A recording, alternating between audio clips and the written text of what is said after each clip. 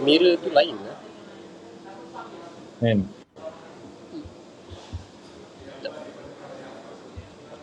Live dah ni. Kalau saya agak bising, minta maaf sebab saya di coffee shop. Coffee shop lah. MJ dah live dah? Dah live dah? Barista. Oh. Okay, dah live Alright. Dah live dah. Assalamualaikum semua kepada kita punya tetamu dan kepada para panel semua, Encik Wali dan Encik Gazi. Sekali lagi kita bertemu lagi dalam series Sini Forum yang kedua. Minggu lepas kita dah jalankan satu series yang pertama, iaitu dengan topik dia identiti, seni dan identiti. Untuk pada minggu ini topik yang akan kita bincangkan ialah mengenai merakam sejarah. Merakam sejarah ni, saya rasa topik ni adalah sangat mudah untuk kita bincangkan, dan bagi saya topik yang sangat ringan. Tetapi kita cuba untuk membincangkan isu-isu ataupun orang kata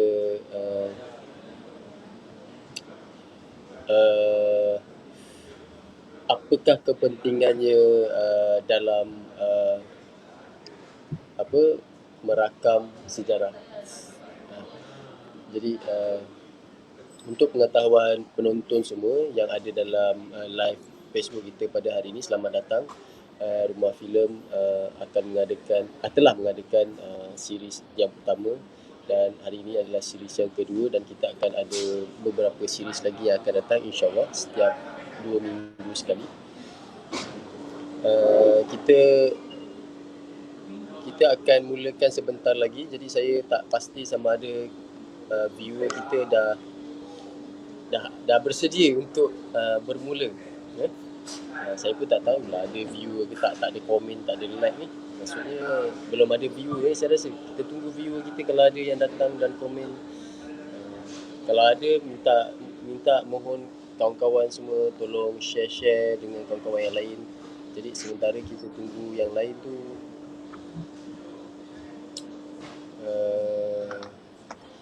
yalah, hopefully sudah bersedia. Tolong share dengan sahabat-sahabat yang share Facebook, share di WhatsApp group ke atau mana-mana platform. Sebentar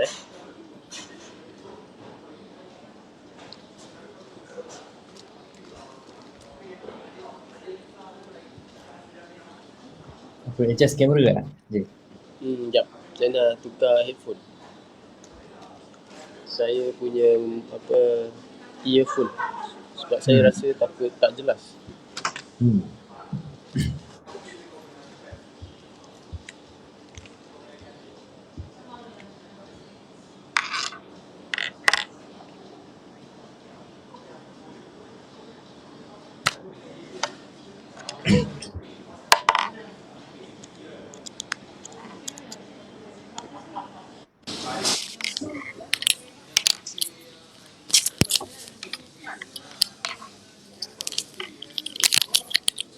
Share. Macam-macam bunyi tu. Ni sejarah ni, bunyi tu. Baru nak cakap ni satu rakaman sejarah. Tap love, ada tap love kat sini? Tak ada tap saya ada yang tekan love, like boleh tekan love, like. Yang ni clear lagi bunyi dia? Yang tadi tak ni sangat? Afif, selamat datang Afif. Afif, tolong kongsi dekat kawan-kawan yang lain. Sebab kita akan bermula sebentar lagi. Sebab saya rasa viewer kita tidaklah begitu meriah pada malam ini. Mungkin mereka masih belum menerima maklumat ataupun kurang menerima maklumat. Tapi tak apa, kita tak payah buang masa lagi. Saya rasa kita boleh start je dengan forum kita pada malam ini. Topik kita pada malam ini ialah merakam sejarah. Jadi apa yang kita tahu, sejarah itu dia sangat luas tau. Sejarah maksudnya semalam pun dia boleh jadi sejarah untuk hari ini. Jadi bagaimana kita untuk kita supaya kita dapat menyimpan sejarah ataupun kita dapat orang kata mengimbas kembali sejarah yang lalu atau melihat kembali perkara yang lepas dengan cara bagaimana. Jadi kalau dahulu pada zaman saya kecil-kecil dulu, kalau kamera tu, still kamera tu dia masih menggunakan Kodak untuk merakam, merekod, mengambil gambar. Tapi sekarang kita dah ada teknologi yang semakin canggih, kita dah tak menggunakan filem stripe tu dan kita sekarang ni hanya klik dekat kita punya smartphone. Jadi saya ingin bertanya sedikit tentang pengalaman Encik Walid dan Encik Gazi. Bagaimana anda melihat dan bagaimana anda orang kata merakam peristiwa-peristiwa yang lepas dalam kehidupan kalian sebelum ni. Saya mempersilakan Cik Walid untuk berkongsi pengalaman lah. Dulu mungkin berbeza pengalaman Walid dengan Encik Gazi dan saya. Bagaimana kita orang kata menyimpan kita punya kenangan lama dulu. Mungkin ada sedikit perbezaan di situ. Silakan Cik Walid. Okey, kalau nak kata macam kenangan ataupun benda yang kita simpan, kalau macam dulu punya keadaan, saya hidup pada zaman yang mana teknologi kamera tu dah nak kata mahal sangat tak adalah. Waktu tu zaman Kodak, and then banyak orang boleh ada kamera. Cumanya rasanya waktu tu kamera taklah mahal sangat. Yang mahal tu Kodak dia tu. Rasanya waktu tu. Kalau tak silap saya lah, Kodak tu yang mahal.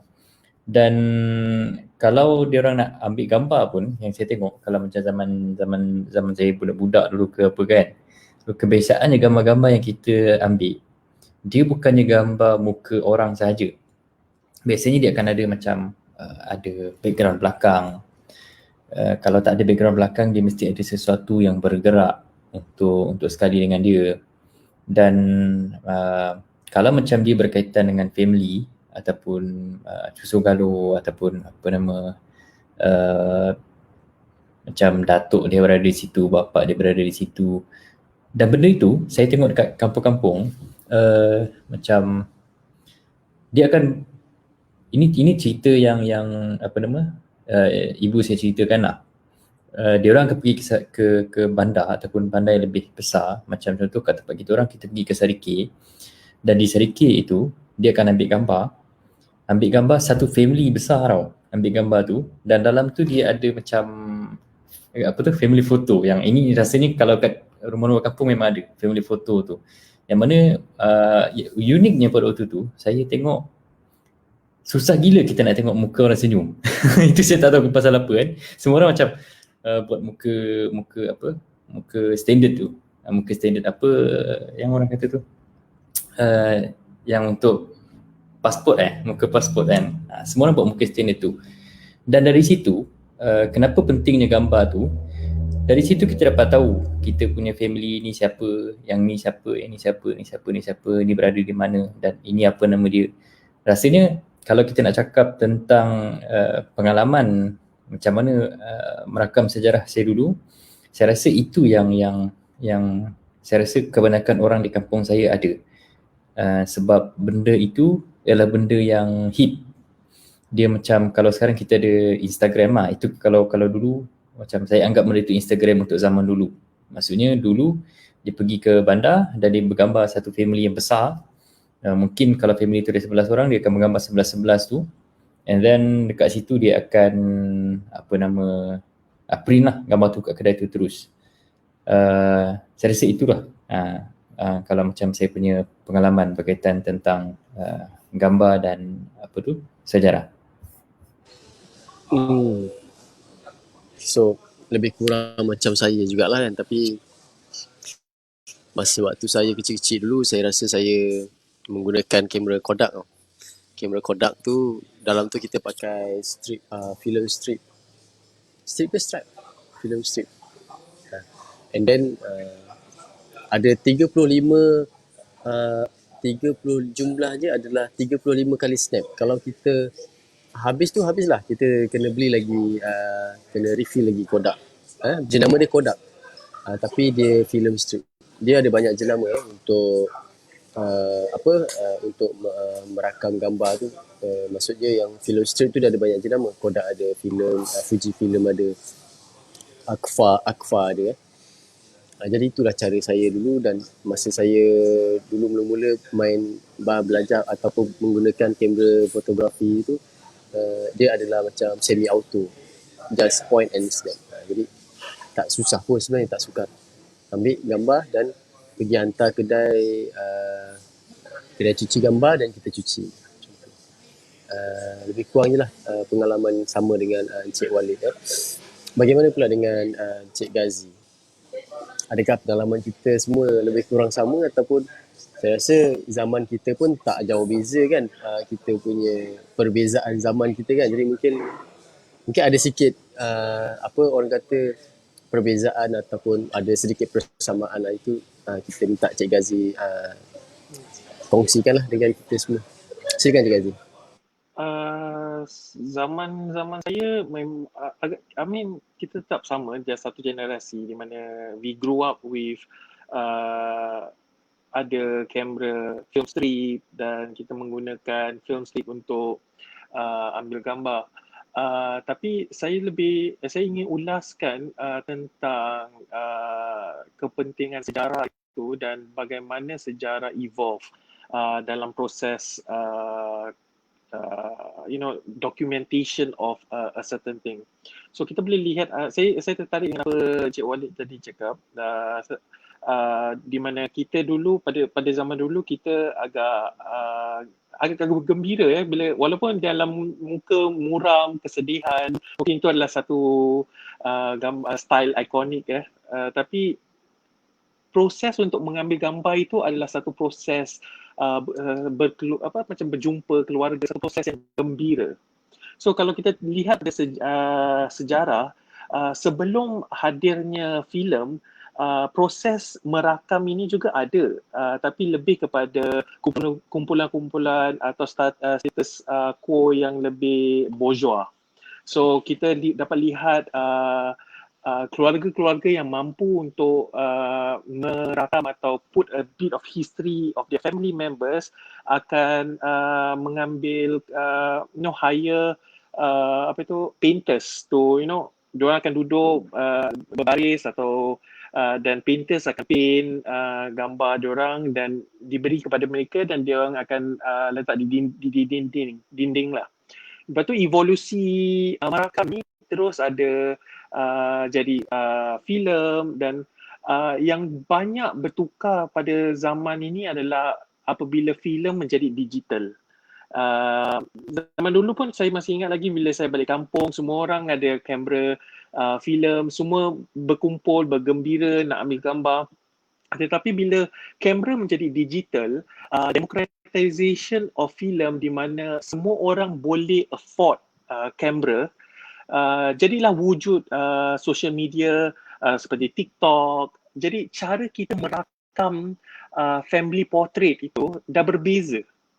Sekarang kalau kita lihat pun cara kita merakam family portrait untuk Instagram dengan cara kita zaman dulu mengambil filem dan letak Kodak, proses dia berbeza.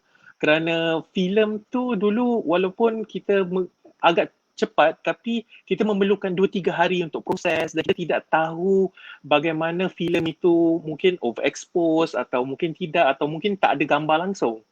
Tetapi democratization atau digitalization of this era of camera membuat satu instant, kita dah boleh ambil gambar 1 saat selepas itu kita dah boleh upload kepada Instagram dan kita boleh dapat puluhan likes dan orang boleh, seluruh negeri boleh tengok gambar tu lah. So bagi saya digitization atau this whole process of democratization of film merubah cara kita merakam.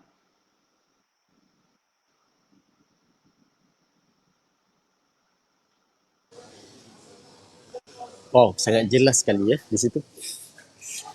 Memang saya terfikir apa tadi bila Encik Gazi cakap tentang apa setiap zaman dia merakam sejarah sangat berbeza di mana kalau kita tengok dulu waktu-waktu dulu kalau kita masih ingat kalau kita ingatlah masa zaman kita belajar sejarah, kalau kita perasan dekat gua mereka yang hidup pada zaman itu, mereka merekod di dinding-dinding gua tau.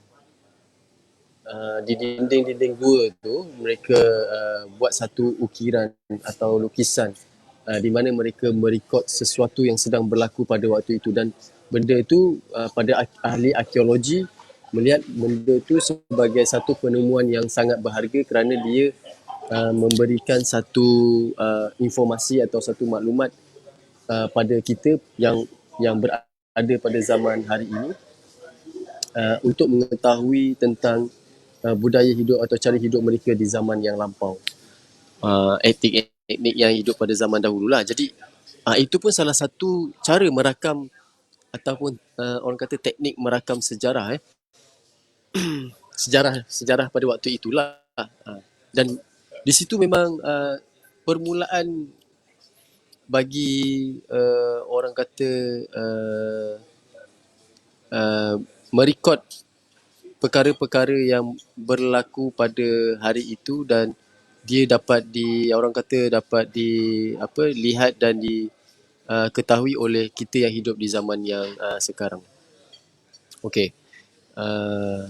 Saya harap penonton kita tak boring dengan topik kita pada hari ini. Sebenarnya topik ini sangat interesting.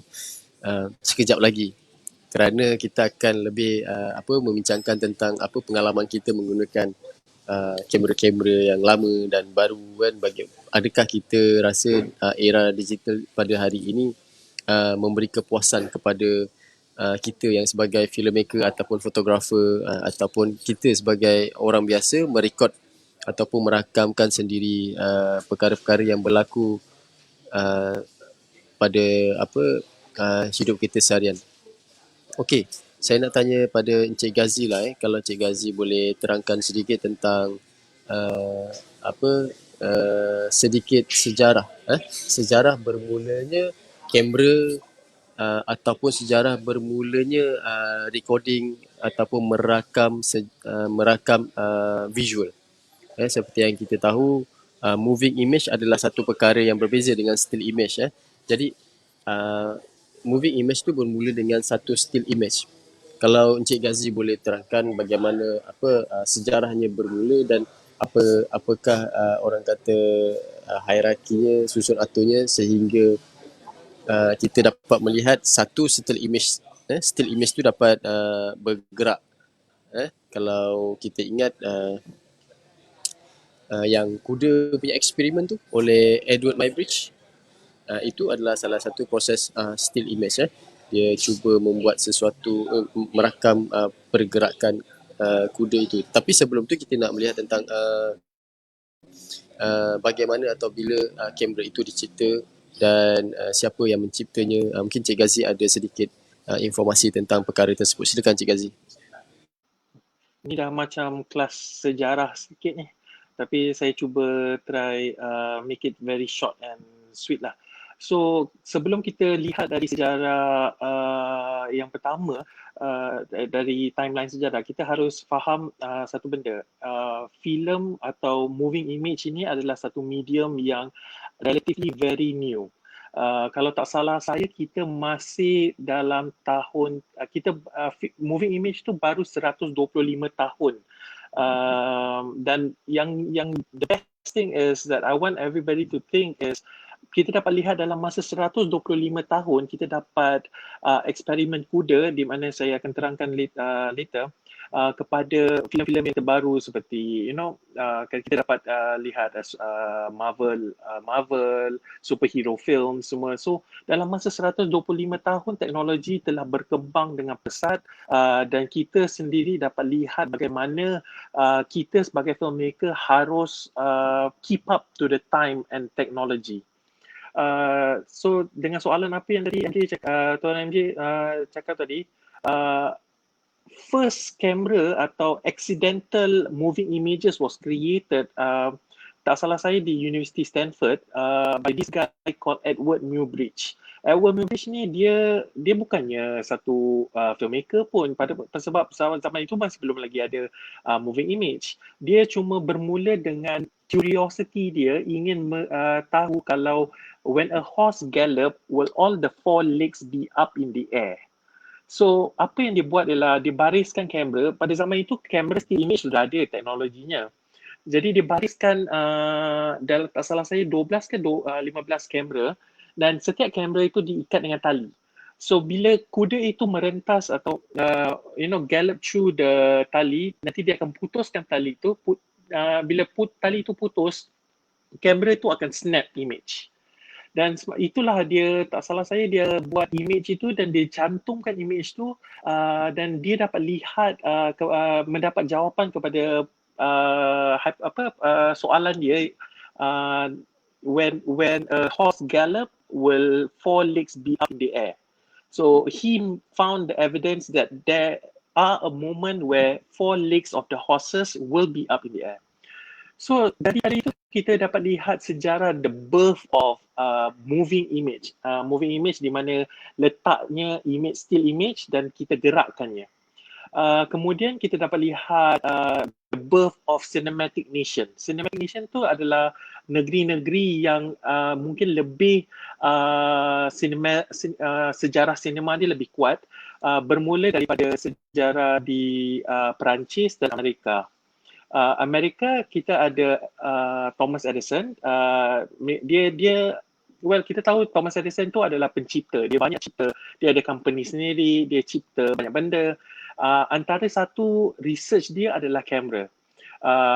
Salah satu staff dia mereka kamera ini, dan dia patent kamera ini, dan terciptalah satu sejarah di mana dia merakam di studio dia, seperti orang menari, orang bermain biola, dan pada masa yang sama juga kita ada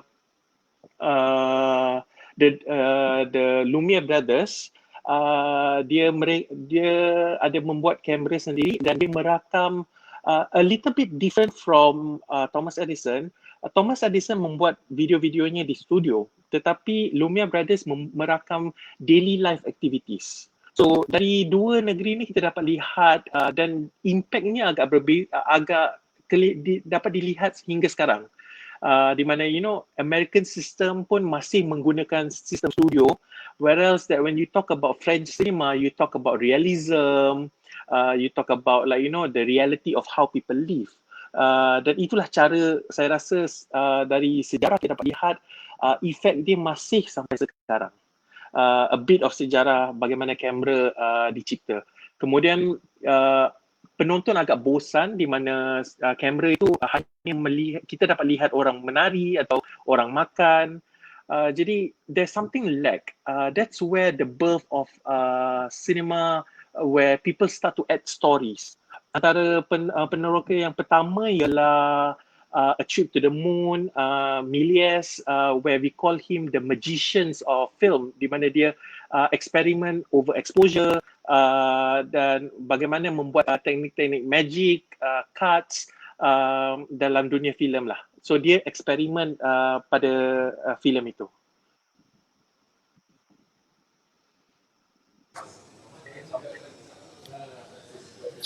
Terbaik terbaik Hikmah Sarbini. Terima kasih Hikmah kerana sudi hadir dalam bual bicara forum kita pada malam ini. Saudara Azharul juga ada. Begitu mendalam penerangan, bukan maksud saya mendalam apa, maksud saya begitu orang kata banyak penerangan yang diberikan oleh Encik Ghazi tadi, dan saya harap penonton kita faham dan pernah dengar nama-nama yang disebut dan sedikit sebanyak mengetahui tentang proses-proses yang telah berlaku ataupun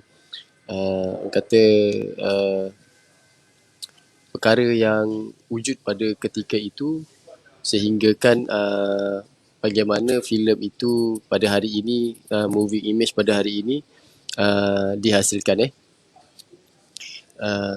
Nama-nama seperti Thomas Edison, George Méliès,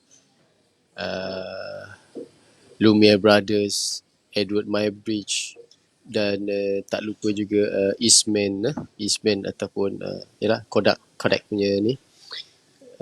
So kalau penonton nak lebih jelas lagi, boleh melayari si Google untuk mengetahui bagaimana ataupun sejarah dia terciptanya still image dan moving image di dunia ni. Jadi saya nak minta Encik Walid lah sedikit tentang pandangan Encik Walid tentang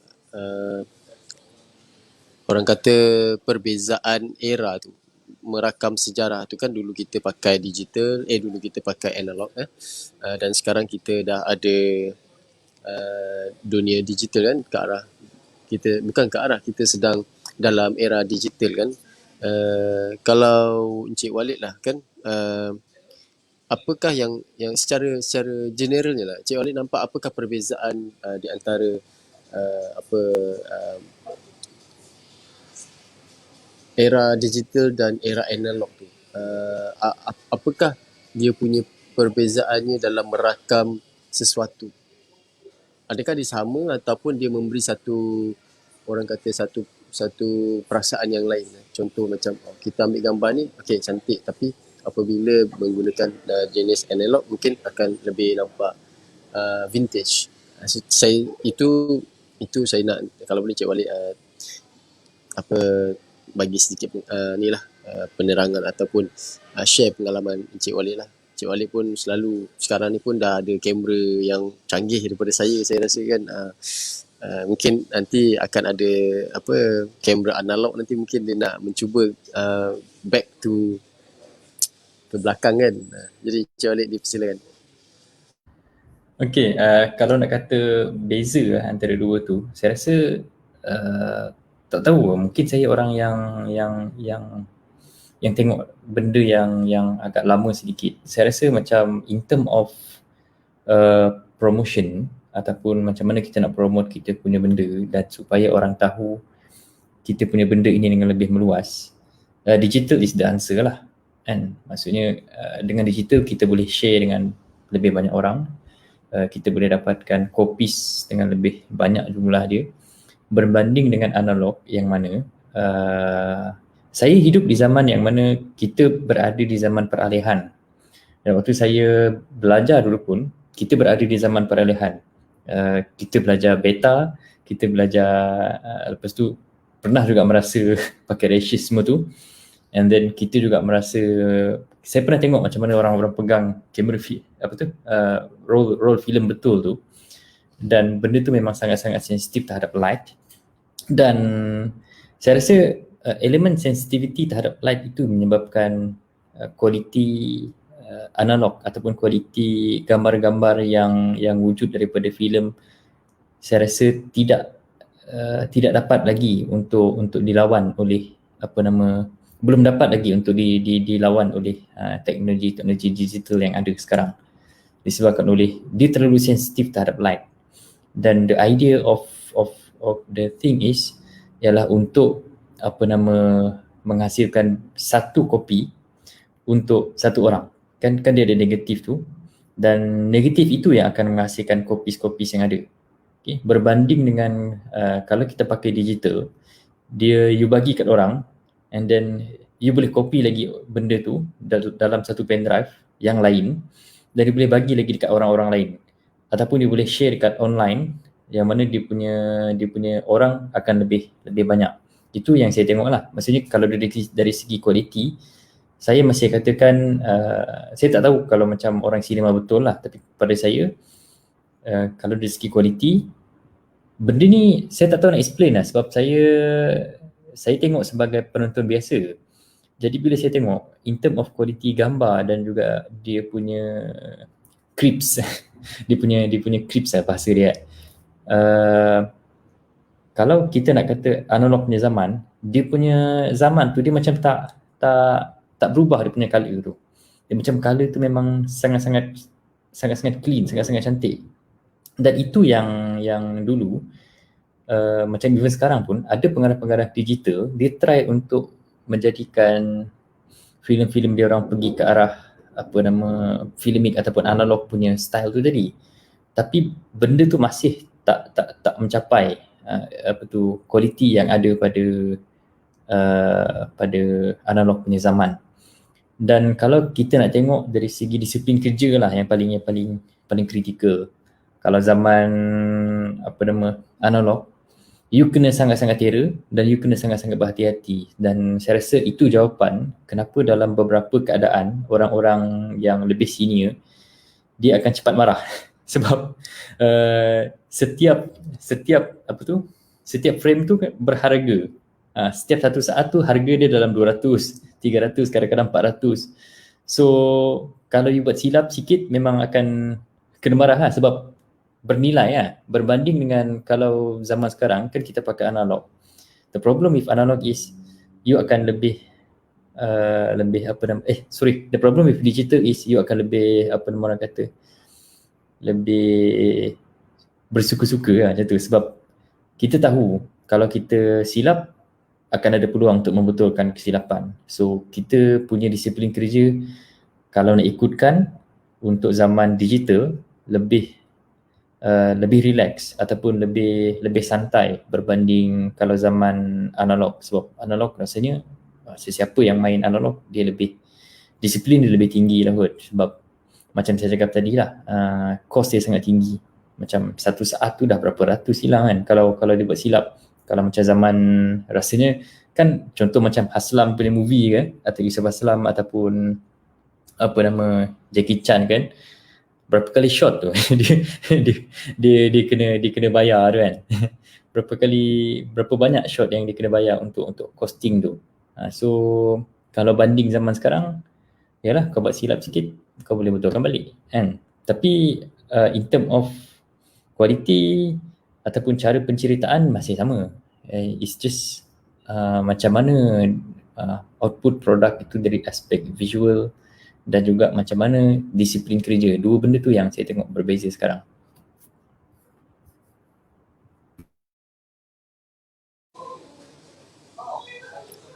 Okay, terima kasih Encik Walid.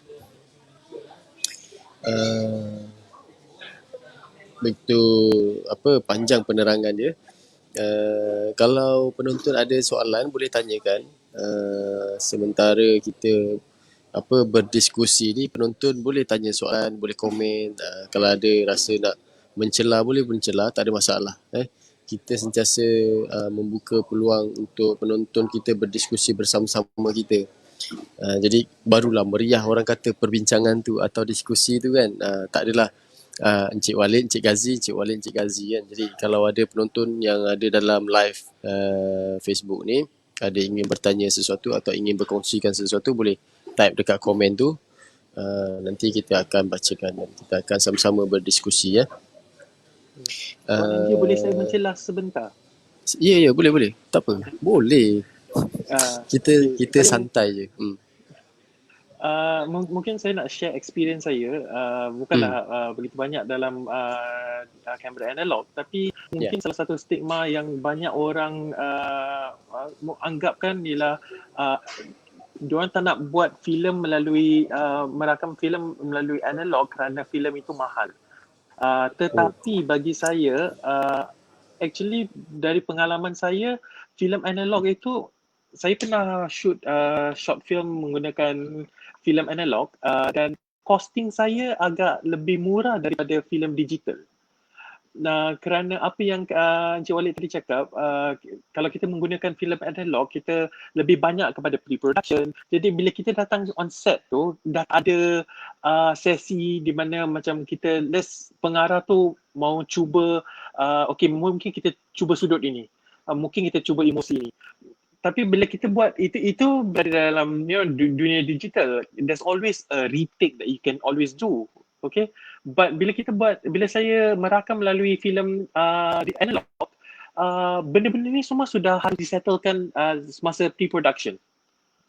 Jadi bila saya datang on set, saya dah tahu setiap scene atau setiap take saya boleh afford, producer saya dah bilang saya boleh afford mungkin maksimum 2 take saja. Jadi sebelum take itu kita dah buat prep emosi, prep bagaimana cara lakonan, prep kamera, movement kamera. Jadi bagi saya agak menarik kerana orang selalu ingat filem itu analog tu lebih mahal, tapi dari pengalaman saya mungkin bukan filem panjang tapi dari segi filem pendek aja, costing filem pendek saya melalui analog lebih murah daripada apa yang saya lalui dengan filem digital.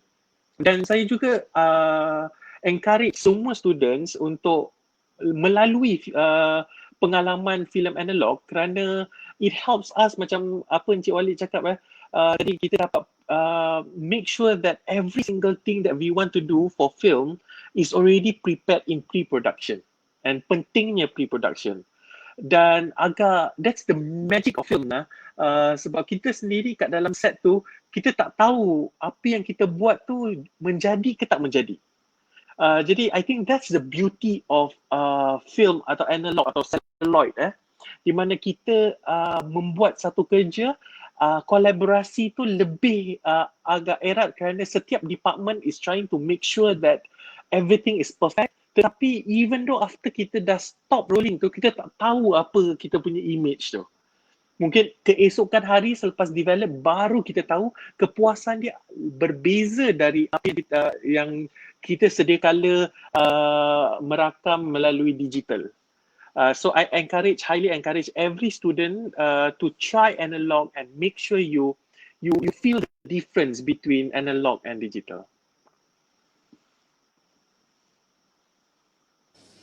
Okay, saya setuju sekurang-kurangnya kita dapat merasai feeling tu tau, sebab dia yang orang kata yang menang tu adalah feeling.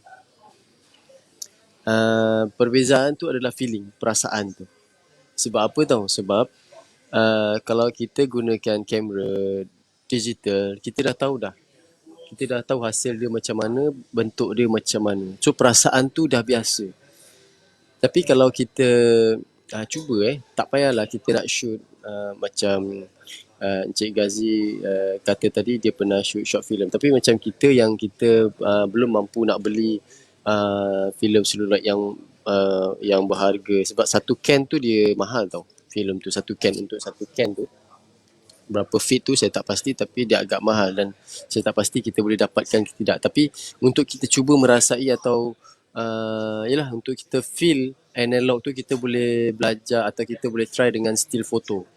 So still photo pun dia akan memberikan kita satu perasaan yang lain, di mana kita akan menggunakan filem tu untuk menangkap gambar pada hari ini, dan mungkin kita akan dapat lihat hasilnya tu pada hari esok atau seminggu kemudian baru kita dapat melihat hasil yang kita ambil tu. Jadi feeling tu yang kita nak tau. Feeling tu sebab perasaan menunggu dan perasaan orang kata bagaimana hasil yang kita tangkap tadi tu kan. Jadi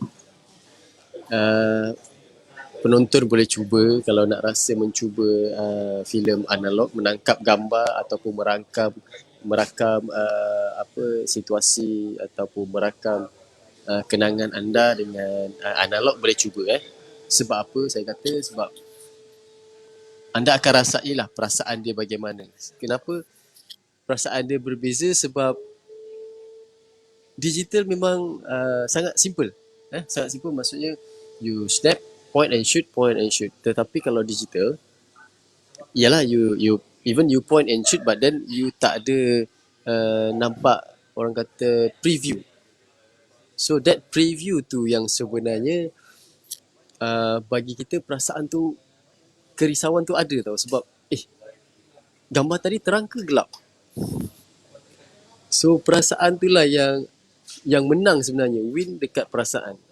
Win dekat perasaan. Bila kita rasa esok kan, contohlah kita ambil gambar hari ni, keesokan harinya kita melihat and we watch see our final ni kan, final step ataupun final image tu, kita tengok wah kan, cantik kan. Pernah tak perasaan tu? Korang pernah rasa tak perasaan tu? Penonton ke para panel mungkin bukan mungkin, memang pernah merasainya, dan saya pun pernah merasai benda yang sama. Dia lain tau perasaan dia. Kalau you all nak rasa bagaimana perasaan dia, korang boleh try dengan still foto dahulu pun tak apa. You all boleh try dengan still foto. Tapi kalau ada bajet sedikit, boleh buat short film dengan menggunakan 8mm film ataupun 16mm film. Betul tak Cik Gazi? Because film tu agak murah sedikit dibandingkan dengan 35mm ataupun filem-filem yang berskala besar. Dan kenikmatan dia tu pun berbeza. Kenikmatan dia pun berbeza. Kenikmatan dia, walaupun orang kata macam Cik Gazi kata tadi, in term of budget, ada yang orang kata shoot digital ni murah, ada orang kata shoot analog ni mahal. But actually it depends on our working style, cara kerja kita. Bagaimana, how we handle, how we manage our team, how we manage our production tu, supaya dia punya expenses tu tak over ataupun tak kurang. Jadi tak kira apa medium pun, digital ataupun analog, kalau kita pandai manage, dia akan orang kata meringankan beban finance kita. Jadi ada soalan dekat sini oleh saudara Haris, bagaimana kita nak galakkan pembikin filem muda untuk hasilkan filem? Kadang-kadang orang takut untuk buat filem, takut melalui kritikan netizen. Okay. Yang ini saya rasa soalan umum. Dia idola. Dia tiada berkaitan dengan topik kita pada hari ini. Tapi tak apalah, saya open kepada panel siapa yang nak menjawab soalan tadi tu. Bagaimana kita nak bagi pembikin filem kita buat, walaupun ada kritikan daripada netizen. Siapa nak jawab? Cik Gazi, Cik Walid? Okay, mungkin saya jawab lah. Cik Gazi. Okay. Kita kena we have to see the domain of filmmaking dari sudut social science. Dan apabila kita nak buat seni ni, kita dah tak boleh fikirkan tentang aku takut ke tak takut. Kerana bila kita buat seni tu, kita adalah membuat projection of our point of view. Seorang seniman itu memberi satu pandangan kepada society di mana society tak dapat lihat. So bagi saya, mungkin saya tak boleh umumkan, saya tak boleh generalize it, tapi itu adalah pendapat saya. So saya berpegang tegar kepada pendapat, ada satu quote ni, saya mungkin quote daripada Andy Warhol. Apa yang dia pernah cakap, you make art and then let people critique. While they critique, you make more art for them to critique next. So kalau kita takut nak memberi orang point of view kita.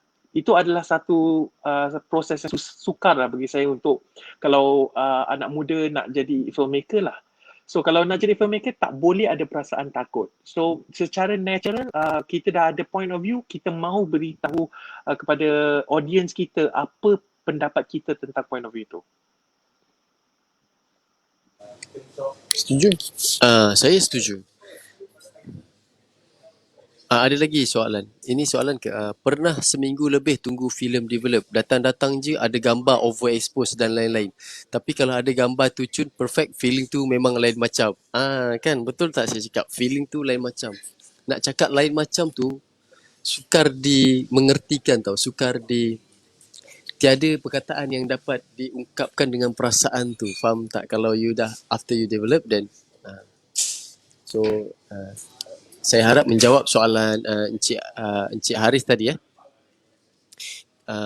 Forum kita dah habis hampir 45 minit, jadi kita ada masih lagi 15 minit.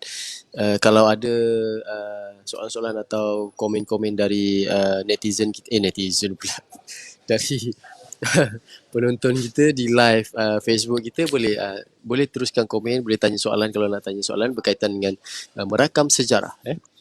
Bagaimana kita dulu merakam sejarah, nenek moyang kita ataupun abang-abang kita, ayah-ayah kita dulu merakam sejarah. Merakam sejarah maksudnya kita menangkap image lah kan, dengan menggunakan berbagai medium. Macam seperti yang saya cakap tadi, kalau kita lihat zaman era purba kala dulu, mereka merakam sejarah mereka di dinding-dinding gua. Di dinding-dinding gua tu mereka mengukirkan aktiviti-aktiviti harian mereka. Betul tak Cik Walid? Tanya Cik Walid pula, betul ke tak? Okay, betul Itu tu. masalah. Itu masalah saya. Saya suka tanya orang betul ke tak, sebab saya so Cik Walid ada tak apa penerangan sikit tentang tu kan, tentang yang di dinding arkeologi, pasal merakam aktiviti seharian di gua tu kan. Kalau di Gua Niah saya rasa ada kan. Kalau saya tak silap di Gua Niah, saya pernah melawat Gua Niah 10 tahun yang lepas. Jadi saya hampir lupa orang kata perasaan tu dan image-image kenangan tu dah lupa dah 10 tahun. Saya tak pastilah Gua Niah ada saya rasa. Mereka menulis dan merekod sesuatu di dinding tu ada ya, Cik Walid? Ya, Ada. So kalau macam pihak saya, macam saya orang teater. Jadi kekuatan teater ialah live performance. Maksudnya persembahan yang dibuat secara langsung, yang mana ada penonton, lepas tu ada pengkarya dan dibuat pada waktu yang sama. Kan? Dan benda itu saya rasa itu antara jawapan kenapa diwujudkan teknologi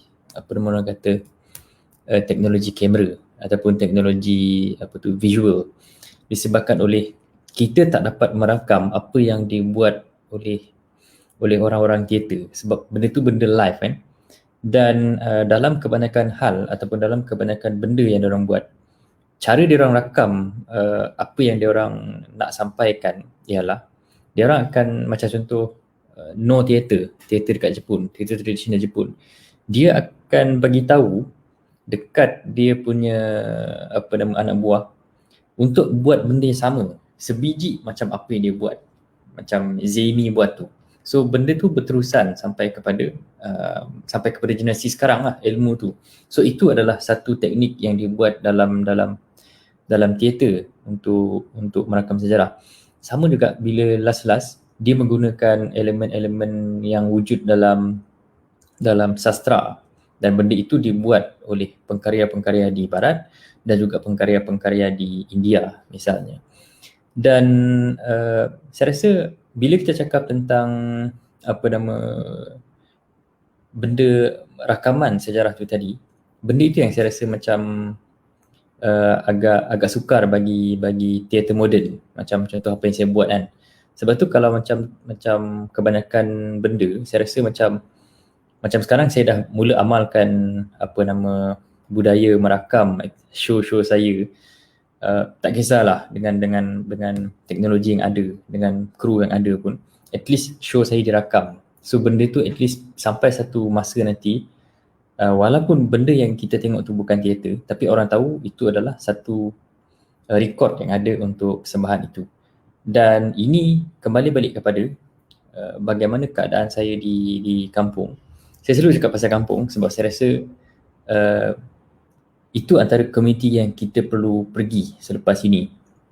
Sebab saya asal dari kampung kan. So bila saya tengok, macam contoh saya hari tu saya balik kampung dan saya snap beberapa gambar, banyak bangunan-bangunan yang ada kat sana akan dirobohkan dalam masa 5 tahun ini disebabkan oleh pembangunan kan. Dan paling utama adalah disebabkan oleh safety. Dan rasanya benda ini kalau kita tak ada satu bentuk rakaman sejarah, kita tak tahu macam mana bentuk bangunan tu nanti in the future. Macam mana kebudayaan in the future dan sebagainya. Dan kalau kita tengok untuk orang Melanau misalnya, kita ada terlalu banyak kesenian-kesenian lukisan ataupun kesenian-kesenian budaya, tapi benda tu hilang sebab kita punya rakaman hanya dirakam dalam bentuk gambar yang ada dalam buku. So hanya beberapa orang yang ada akses terhadap buku yang berkaitan ilmiah sahaja yang dapat tahu bentuk tu. Dan rasanya kalau kita pergi ke situ, memang banyak benda yang kita boleh cerita lah kan. So untuk pihak saya, kalau nak kata merakam sejarah, fungsi dia memang sangat jelas, ialah untuk mengatakan bahawa dulu kita macam ni kan, ini adalah kita, dan rasanya tak ada masalah untuk kita bangga dengan apa yang kita ada. Macam tu pada saya.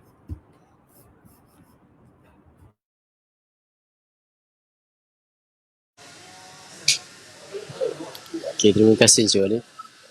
Salam Rumah Filem dan ahli-ahli panel. Terima kasih banyak kerana sudi mengadakan program Sidi Forum ini. Kita tahu di Malaysia sejarah merupakan topik yang agak sensitif dan samar-samar di mana pengkarya perlu mengikut satu arus yang ditetapkan oleh mereka yang memerintah atau ianya akan ditolak dan tidak diterima. Filem di Malaysia juga cuma dianggap hiburan mass audience. Soalan saya, dalam konteks Malaysia, apakah peranan sistem pendidikan kita, sekolah, universiti dalam merakam sejarah? Dalam merakamkan sejarah. Sampai situ je kan komen dia. Soalan ini saya rasa sesuai. Soal dia ada, mungkin saya bacakan continue lah pasal saya ada laptop di sebelah ni. Saya sampai sejarah je. Sebentar ya, saya sampai cari. Dalam merakamkan Saya rasa sejarah. Sejarah merupakan topik yang agak sensitif dan sama-sama di mana pengkarya perlu mengikut satu arus yang ditetapkan oleh mereka yang memerintah atau ianya akan ditolak dan tidak diterima. Filem di Malaysia juga cuma dianggap hiburan mass audience. Soalan saya, dalam konteks Malaysia, apakah peranan sistem pendidikan kita, sekolah, universiti dalam merakam sejarah dan budaya menerusi seni filem? Terima kasih dan teruskan usaha cemerlang ini. So bagi saya yang ini Encik Ghazi boleh jawab sebab Encik Ghazi merupakan salah seorang pensyarah di salah sebuah universiti dan merupakan pembikin filem juga. Jadi sebelum Encik Ghazi jawab, saya cuba memberi sedikit info atau cuba menjawab sedikit persoalan yang dikemukakan oleh Syed Furkan tadi walaupun sejarah kita tu orang kata sejarah tu somehow controlled by the ruling government, tetapi sebagai pembikin filem ataupun pengkarya, kita ada banyak cara untuk kita merekodkan sejarah ataupun merakamkan sejarah yang orang kata yang patut ataupun yang perlu ditunjukkan kepada generasi yang akan datang, for the next generation. Sebab apa? Sebagai pengkarya kita memang orang kata ditekan ataupun banyak orang kata sekatan-sekatan untuk berkarya, tetapi saya jenis agak orang kata, kalau jenis saya jenis bukan melawan, tetapi kita cuba berjuang dengan apa yang kita percaya. Jadi kalau andai kata contoh kita nak buat atau kita nak merekodkan sejarah budaya yang ada di Sarawak, so kita tak perlu nak orang kata risau tentang tentang apa yang berlaku akan datang, sebab apa yang kita buat tu adalah untuk generasi yang akan datang. Macam tu. Yang penting kita buat tu dengan jujur, sebab perkara yang kita buat dengan jujur tu dia tidak akan mendatangkan perkara yang negatif bagi saya. So kalau pandangan Encik Gazi pula bagaimana? Pendapat saya mungkin we can take a look into three different aspects. First is the artist itself, second is critics, and then lastly audience. So from the perspective of the pembikin filem sendiri, kita harus lihat di mana just like how Tuan MJ tadi cakap, audience kita jangan lihat audience kita hanya pada masa sekarang. Audience kita mungkin kepada 100 tahun akan datang. And we always have to understand that history is written by the winners.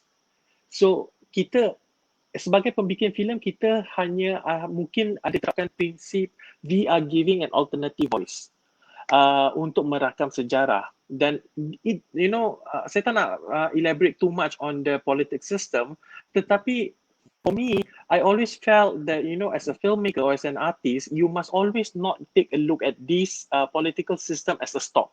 You must always, I won't say fight, but tell your work as honest as possible through your own observation.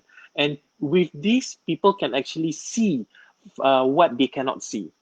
So, and then the aspect of critic, I think salah satu domain yang mungkin kita di kawasan Nusantara Southeast Asia, we have to build on film critic. Di Perancis kita ada banyak sinema Cahiers du Cinema, society film critic di mana kerja mereka hanya untuk mengkritik. Tapi cara mereka mengkritik tu bukan saja macam baju actress tu pakai tak lawa, tapi cara mereka mengkritik itu adalah secara intellectual. So we need to have maybe university di Malaysia harus develop course on film critic dan memartabatkan film kritik tu bukan hanya untuk satu kandungan blok. Film kritik itu boleh menjadi satu pekerjaan. Lagi satu, domain kepada audience. I always feel that we must also help audience to mature. Salah satu projek ada kawan saya yang sedang membuat PhD beliau di Korea. Beliau sedang melakarkan bagaimana seni filem itu sendiri boleh diterapkan all the way from as low as kindergarten, taska. So beliau membuat program-program di mana films can be turn into snippets, then menunjukkan kanak-kanak berumur 4 tahun, 5 tahun melihat filem-filem yang mungkin dari semua genre, tapi yang pentingnya dia ingin trying to make sure that all the audience or starting from young, they are willing to comment. Kerana saya rasa audience kita ni kan, diorang agak takut nak komen. Jadi diorang tak komen, diorang setakat ambil apa yang diberi. Itu adalah satu benda yang juga I think it's a big problem. So kalau kita dapat lihat dari segi pembikin filem, jangan takut, bilang dengan jujur. Pengkritik, kita memartabatkan pengkritik, jangan buat kritikan itu salah satu macam aku buat tulis kritik filem kau, aku tak suka filem kau, aku tak nak kawan dengan kau. There's no such thing. Kita harus membangun, belajar dari kritikan itu. Dan yang ketiga, kita harus menolong audience, memberi mereka satu peluang untuk memahami filem itu. Dan mungkin dengan cara 3 komponen ini kita boleh memartabatkan filem dan slowly kita boleh make sure that our film history, Malaysian film history or even Southeast Asian film history can be as much as or as good as film history of the cinematic world, cinematic nation seperti di Amerika atau di Perancis. Kita tak bolehlah bandingkan mereka sekarang kerana mereka mempunyai 100 tahun of history. Tapi kita harus mula dari sekarang kalau kita ingin capai ke tahap itu. Ya, saya sangat bersetuju. Sangat bersetuju dengan pandangan Encik Gazi tadi. Ada soalan yang seterusnya, saya rasa ini soalan kita yang terakhir sebab kita dah hampir 1 jam. Adakah gerakan atau pihak yang aktif dalam merakam sejarah? Okey, dan bagaimana mereka kawal kontrol untuk pastikan catatan sejarah itu dapat diselaraskan sebab kadang-kadang contoh sejarah itu difahami secara berbeza oleh orang Kedah dan Sabah. Orang kampung faham lain, orang bandar faham lain sebagai contoh. Jadi ini Encik Walid boleh mengulas sedikit tentang soalan yang diajukan oleh saudara Haris itu tadi. Boleh Encik Walid, silakan. Boleh. So macam apa saya tengok, macam apa yang Harry cakap tu, dia macam lebih kepada siapa authority yang sepatutnya bercakap tentang satu-satu sejarah dan sebagainya. Baik, kalau macam saya tengok keadaan dia macam mana nak kawal, saya rasa nak kawal sejarah tu, benda tu adalah agak mustahil lah sebenarnya. Cumanya apa yang kita boleh buat ialah dia akan ada dua keadaan. First ialah orang yang berada di lapangan arus perdana ataupun lapangan mainstream, dan mereka yang berada di lapangan mainstream akan bercerita tentang benda-benda yang kita dah tahu, benda-benda yang kita akan biasa tahu, dan itu adalah norm ataupun kebudayaan dalam kehidupan kita. Misal kata macam sejarah Melaka. Melaka adalah tempat yang sangat-sangat gemilang, sangat-sangat hebat dan dipenuhi dengan banyak perkara. Dan berbeza pula dengan ada satu lagi satu grup pula, di mana grup ini dia akan korek rahsia-rahsia yang orang tak tahu. Dan benda ini kalau macam scholar, saya rasa mungkin Razi kenal dia, Farish Noor. Dia suka buat benda-benda ni. Dia akan ambil benda-benda beats yang sejarah-sejarah yang alternatif ni, dan dia keluarkan untuk pergi ke arus perdana. Dia yang menarik je tentang Farishno punya idea ialah dia pakai form ataupun ideologi ataupun teori-teori barat, tetapi disesuaikan dengan Malaysia punya environment. Maksudnya macam dia tak adalah macam memihak kepada barat punya keadaan, tetapi dia sebagai orang Malaysia melihat benda itu sebagai orang Malaysia. Macam tu.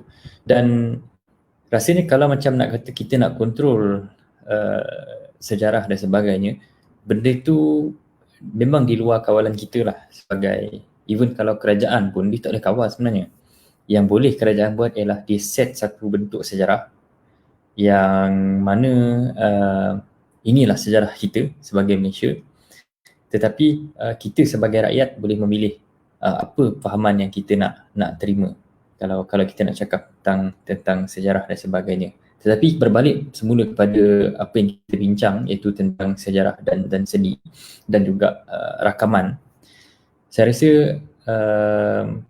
ada jugalah beberapa movement yang dibuat, macam contoh saya rasa macam Siar punya platform tu, itu adalah platform OTT yang sangat power yang Malaysia pernah ada. Sebab bila dia ada satu platform Siar, dia akan tayangkan movie-movie lama, dan dekat situ kita boleh tengok keadaan Malaysia sebelum ini dekat situ. Contohnya macam kalau movie-movie Faizal Hussein, kita boleh tengok Mimaland contohnya kan. Benda-benda yang lama ni, benda-benda yang dulu macam ni macam tu. Dan itu yang saya tengok kalau kita tengok Siar lah. Dan sekarang RTM dia ada TV6. TV6 ni pula dia tayang balik rancangan-rancangan RTM yang lama. Dan saya rasa dengan adanya rakaman-rakaman sejarah ni, dan kita tengok balik, rupanya dulu saya macam ni, rupanya saya dulu macam ni. Dan saya rasa kenapa pentingnya benda tu, bukannya untuk kita macam make fun of them, tapi kita macam nak cakap, rupanya kita pernah jadi begini. Itu keadaan dia. Rupanya dulu dia orang begini sebabkan oleh begini. Rupanya dulu kenapa Malaysia tidak terlalu ekstrim dalam beragama sebab begini. So soalan kepada masalah-masalah yang kita hadapi sekarang ni sebenarnya wujud dan ada pada rakaman-rakaman sejarah pada saya.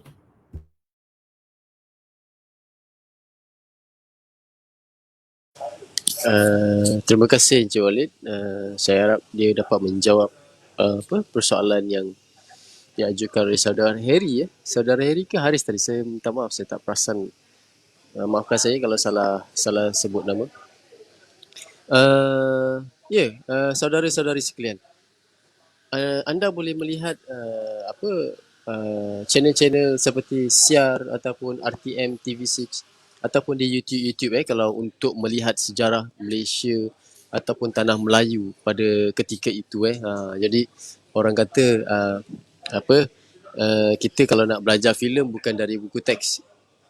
Boleh juga kita belajar filem dari belajar sejarah atau untuk melihat sejarah Malaysia atau sejarah kita secara generalnya dari filem-filem yang telah dihasilkan oleh pembikin filem kita yang terdahulu. Jadi filem itu boleh saya katakan sebagai satu media sejarah ataupun satu orang kata material sejarah walaupun dia tidak divalidasikan ataupun betul ke begini, tetapi itulah rupa kita dulu. Maksudnya itulah rupa Malaysia dahulu, itulah rupa tanah Malaysia dahulu. Kalau kita tengok filem-filem Melayu pada era-era golden age dahululah. Jadi kita tahu rupanya dahulu pakai baju macam tu, fashion dia begitu. Rupanya makannya begitu, cara makannya begitu, keretanya pada waktu itu macam tu, jalannya begitu. So di situ kita dapat belajar sejarah juga sebenarnya. We learn something from that film recording tu. Dia bukan film recording, actually it's a film, it's a movie, tetapi in the concept of recording the history dalam bentuk filem, dalam bentuk entertainment. Jadi kalau kita lihat pada hari ini, contohlah Encik Walid ataupun Encik Ghazi buat filem pada hari ini, generasi hari ini dia tak akan orang kata dia tak akan menghargainya tu akan kurang. Tetapi mungkin 100 tahun akan datang, generasi akan datang, cara penghargaannya, apresiasinya tu akan lebih. Sebab apa? Mereka nak belajar ataupun mereka ingin mengetahui sejarah dulu macam mana kata ada kereta terbang pada tahun 2020. Jadi mereka akan melihat, menonton. Mungkin di filem ni ada kereta terbang, contoh kereta Myvi tu dulu bagaimana bila menonton filem Cik Walid nanti, Myvi dahulu macam ni. Jadi sekarang Myvi sekarang dah begini. So melalui media filem tu pun kita dapat melihat sejarah yang akan sejarah yang lepas. Jadi walaupun pembikin filem pada hari ini jangan mudah kecewa. Ada yang kata tadi pelajar-pelajar filem ataupun pembikin-pembikin filem pendek dan panjang pada hari ini jangan mudah kecewa sebab maybe in future in 100 dalam tahun akan datang, 100 tahun akan datang, generasi yang akan datang akan lebih menghargai filem yang kita hasilkan pada hari ini kerana ada sejarahnya di situ. So apa yang kita buat hari ini, kita sedang merakam.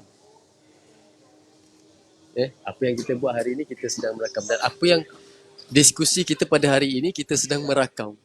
So kita tak tahu in future, apa yang kita bincangkan pada hari ini, mungkin in future dalam 5 tahun akan datang ataupun 10 tahun akan datang, mungkin orang akan ambil sedikit informasi dari diskusi pada malam ini. Dan penonton-penonton yang hadir pada malam ini juga merupakan salah satu terlibat juga dalam sejarah kita pada hari ini. Macam tu. Film is ongoing conversation with life. It is from Martin Scorsese. Yes, it is. Jadi saya rasa masa kita pun hampir tamat, almost 1 hours. Bukan almost, already 1 hours. So kalau saya buka soalan sekejap untuk penonton kita kalau ada lah. Kalau tak ada, kita simpulkanlah nanti Kalau ada penonton yang nak tanya soalan, boleh bertanya kepada para panel kita ataupun ada komen sebelum kita menutupi tirai forum kita pada malam ini berkaitan tentang merakam sejarah. Topik ini sebenarnya bagi saya sangat interesting sebab dia very orang kata reminiscent. Apa maksud dia? Macam mana nak cakap? Dia macam ni tau. Ingat tak masa zaman kita melihat filem P. Ramlee bagaimana? Mungkin berbeza Encik Walid tengok filem P. Ramlee dengan cara bagaimana, Encik Ghazi menonton filem P. Ramlee dengan bagaimana. Saya menonton filem P. Ramlee dengan berjalan kaki selama 10 km pergi rumah kawan, tonton filem P. Ramlee pada setiap hari Jumaat. Sebab rumah saya tak ada TV. Itu sejarah saya. Itu sejarah saya dan tiada recording, tiada rakaman, tetapi saya melihat sejarah dalam filem P. Ramlee itu banyak. Jadi sejarah dalam sejarah. Ya. Memory in memory macam tu. Kan? Tiada soalan dari saya hari ini. Topik yang menarik. Terima kasih untuk forum hari ini. Ya, Munir. Sampai macam tu Mungkin sekali. MJ, mungkin one of my last few comments is that jangan kepada all the filmmakers out there, whether it's young or new, or more senior filmmakers than me, I think that jangan takut merakam sejarah kerana ia dapat membuat generasi yang akan datang lebih pintar. Yes. True. Documentation is important, is it? Yes. Yeah. Whatever it is, in any medium, you should document everything because it's very important in future. Mungkin dengan tulisan saya di tisu ni, 10 tahun akan datang mungkin dia berharga 1 juta. Mungkinlah. Kita tak tahu. Nilai sejarah tu sebenarnya tiada nilai dia, sangat berharga. Sangat berharga. Pada ahli arkeologi dia fahamlah nilai sejarah tu, tapi kita sebagai filmmaker, kita memang orang kata memelihara sejarah tu dalam sudut dalam medium yang lain. Saya faham kan? Macam contoh saya nak merekodkan cerita tentang arwah nenek saya. Jadi saya akan membuat satu cerita tentang arwah nenek saya, bagaimana pakaian dia.